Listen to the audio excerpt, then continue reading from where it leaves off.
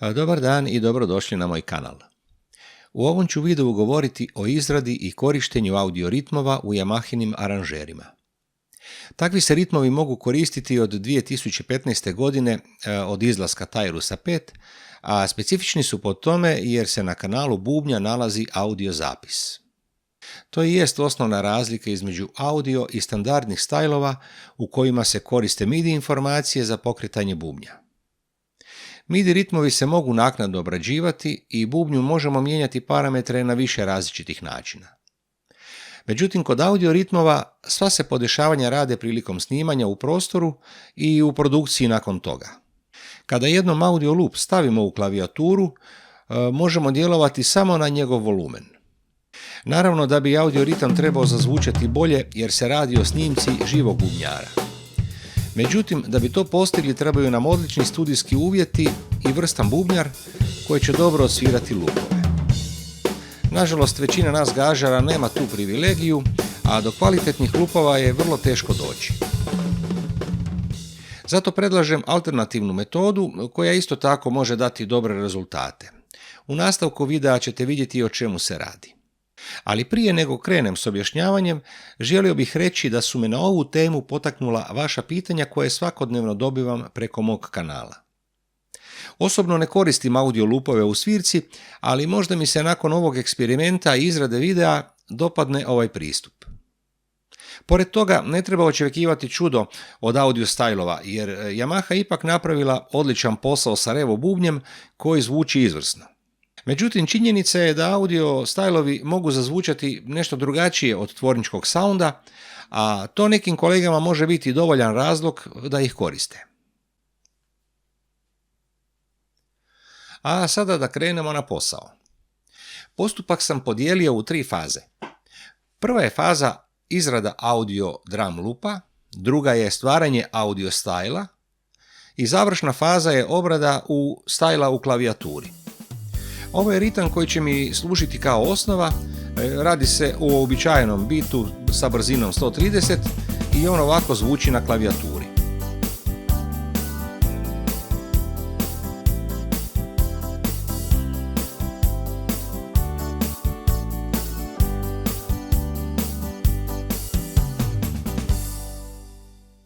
A sada poslušajte isti ritam u Cakewalk programu.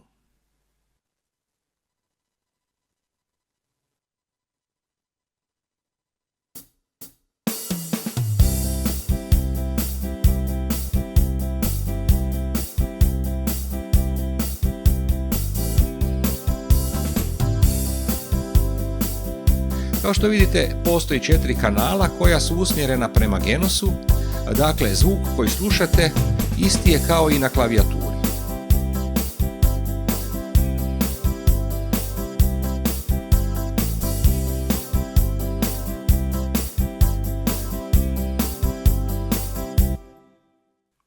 Kad otvorim kanal bubnja, možete vidjeti MIDI informacije za svaki element.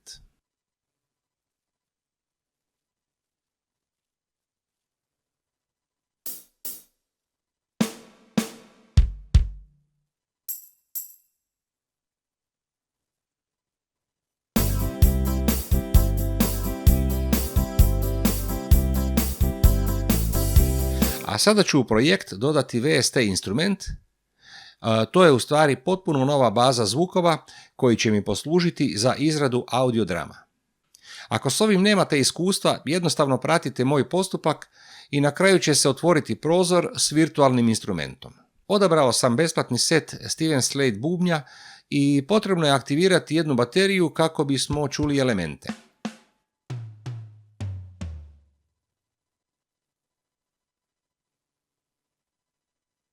Kao što vidite, istovremeno su kreirana i 2 nova kanala, gornji je za audio, a donji je za MIDI podatke. Odabrat ću jedan pattern i samo ga prevući u MIDI kanal. Poslušajte kako uz ove MIDI informacije zvuči VST bubanj.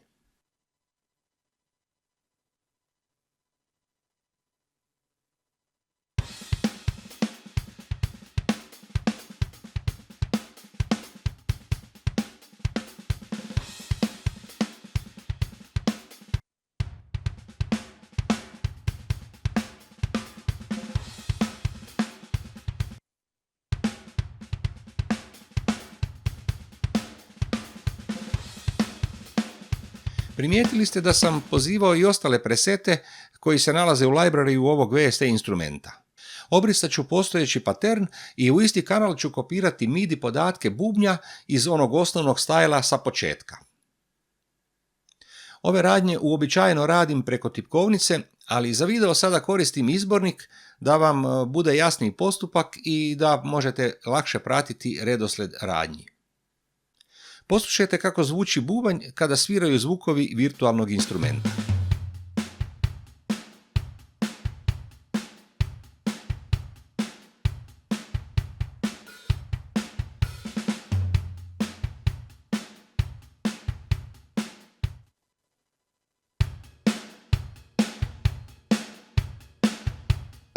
Svaki element baterije se može obrađivati pojedinačno, postoji mnogo opcija i sada sve ovisi o vašim potrebama, o iskustvu i prije svega o dobrom uhu.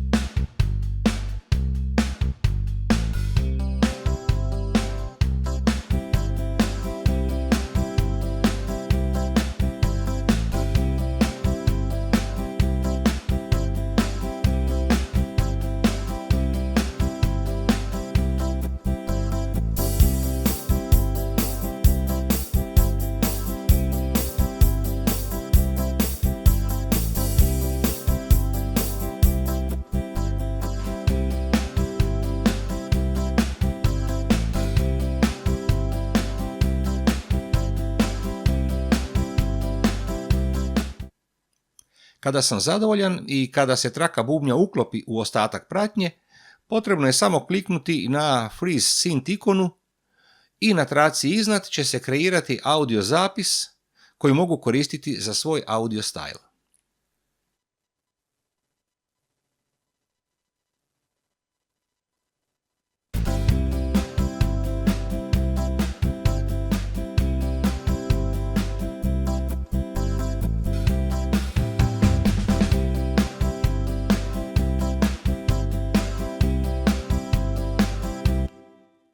Ovaj audio zapis je potrebno izdvojiti i pohraniti ga na računalo i u stvari s ovim završavam prvu fazu izrade.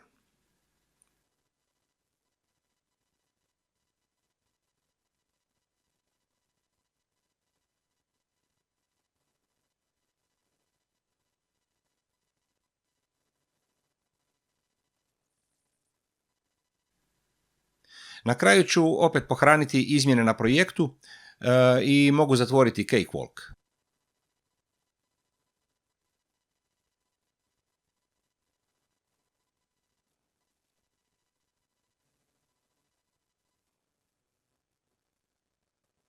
A ovako zvuči traka bubnja.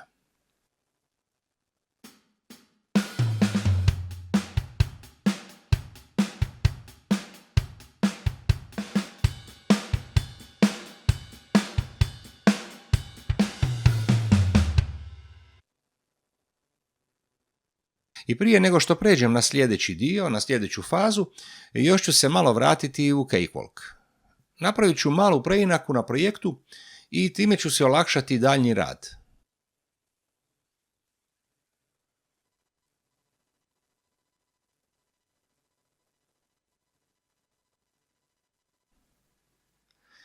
Pomičem sve sekcije unaprijed i tako ću između njih dobiti po jedan prazan takt. Vidjet ćete da će mi ovaj trik pomoći kada budem rezao audio traku u sljedećem koraku.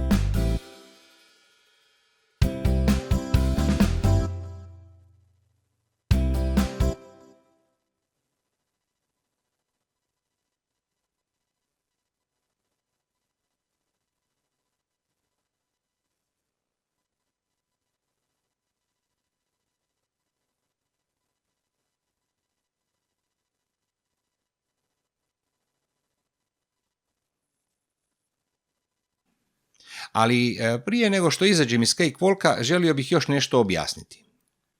Vi možete koristiti i druge VST instrumente. Na raspolaganju ima stvarno mnogo materijala. Recimo, ovo je Studio Instruments koji se instalira direktno sa Cakewalkom, a ovo je vrlo popularan MT Power Drum Kit. Svaki od ovih VST instrumenata ima svoje specifične mogućnosti i zvuči ponešto drugačije, ali im je zajedničko da ih uvijek pokreću MIDI informacije. Ne bi sada ulazio u detaljna objašnjenja jer bi me to odvuklo potpuno od glavne teme. Ako vas više interesira o ovome, pogledajte linkove koji se nalaze u opisu. Na stranicama proizvođača naći ćete sve što je potrebno, od instalacije pa do rukovanja s VST-om. Nadam se da sam vam uspio prenijeti osnovnu ideju o tome kako i bez živog bubnjara možete napraviti dobar audio loop. Ako vam se video sviđa, pritisnite like, pretplatite se na kanal i ako stisnete zvonce dobit ćete obavijesti o svim mojim aktivnostima. A sada možemo ići dalje i prelazim na sljedeću fazu, stvaranje audio stajla. Zato će mi trebati program Audio Fraser. On je besplatan i možete ga skinuti s Yamahine stranice, a link se nalazi u opisu. Preko znaka plus dodat ću audio zapis koji sam napravio u Cakewalku. Program je nakon kratke analize odredio dobar tempo, ali ću morati sam odrediti loop pozicije. U padajućem izbirniku biram varijaciju A i označit ću dio krivulje gdje je to snimljeno. Evo, sada vam je jasno zašto sam odvojio svaku sekciju prilikom snimanja u Cakewalku.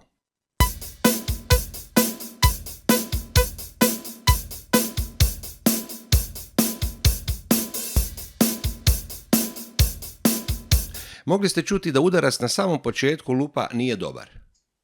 Na grafičkom prikazu se i vidi ovaj dio koji nije dobro označen i to ću popraviti jednim potezom. Prije toga moram označiti kućicu manual da bi mogao napraviti tu radnju.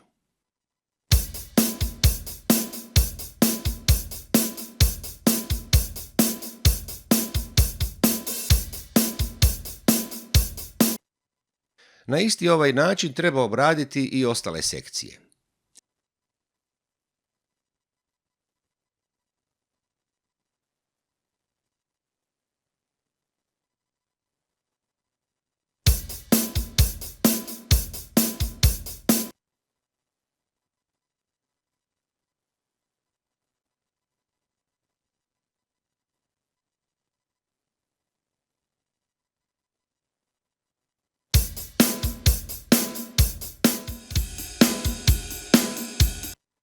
Prije nego što nastavim dalje, pohranit ću projekt i ono što sam do sada napravio.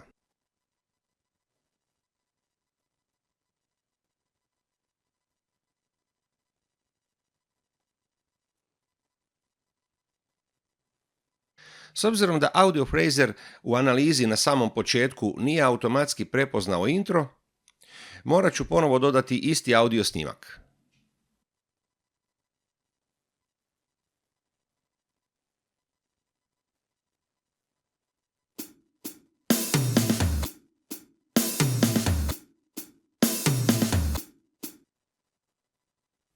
A na kraju lupa se čuje lagana distorzija. To se dogodilo jer završetak nije dobro odrezan. Ovo ću jednostavno popraviti u jednom potezu.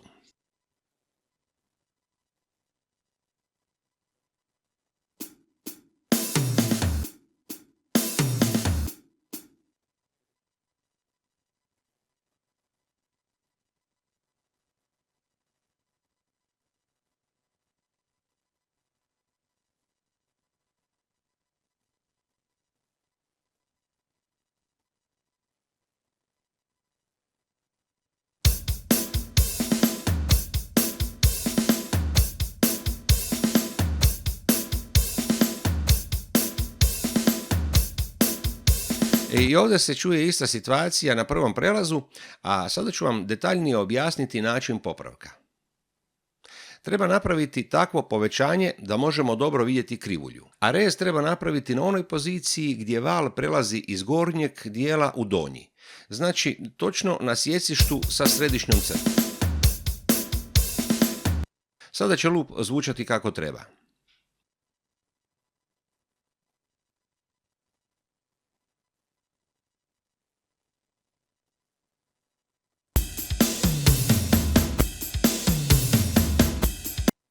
I zadnji prelaz isto tako ima problema, ali to je dobar primjer da vam još malo objasnim način rezanja. Naime, ako pritisnemo Shift kada se pokazivač miša nalazi unutar žutog područja, možemo pomicati cijeli lup naprijed ili nazad. Ako Shift pritisnemo kada je kursor izvan žutoga, tada mijenjamo dužinu lupa. U ovom slučaju sam samo pomaknuo lup u lijevu stranu i prelaz D je sada dobar.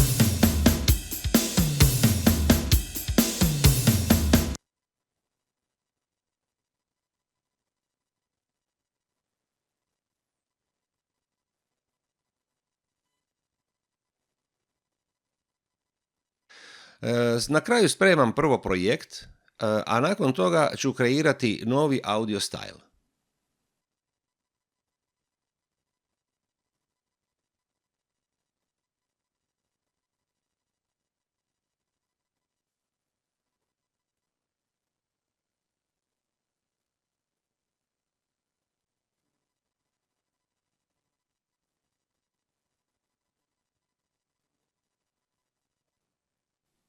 Ovaj audio style ću kopirati na USB stick, a kao što vidite njegova ekstenzija je AUS.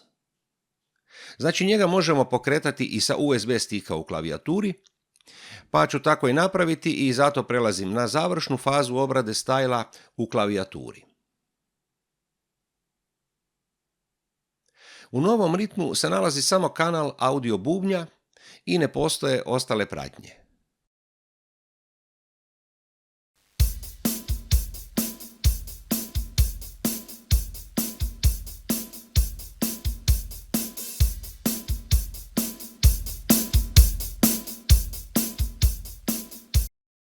Otvorit ću Style Creator i preko Assembly moda ću kopirati kanale sa originalnog ritma.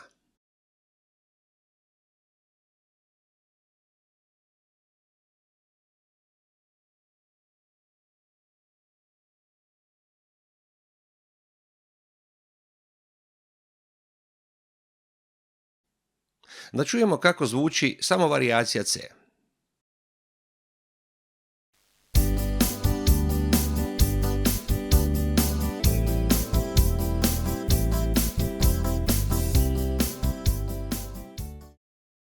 Sada ću napraviti isto i za ostale sekcije u stylu.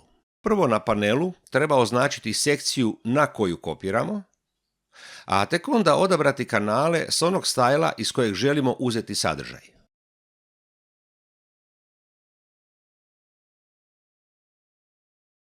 To treba napraviti za svaku sekciju pojedinačno.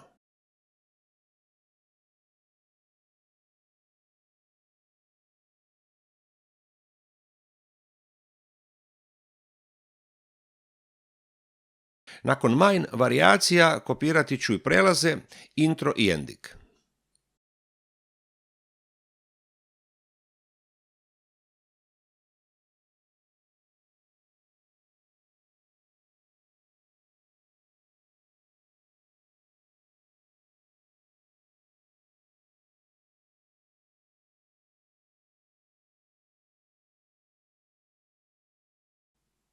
I na kraju spremam novi style i poslušajte kako on zvuči.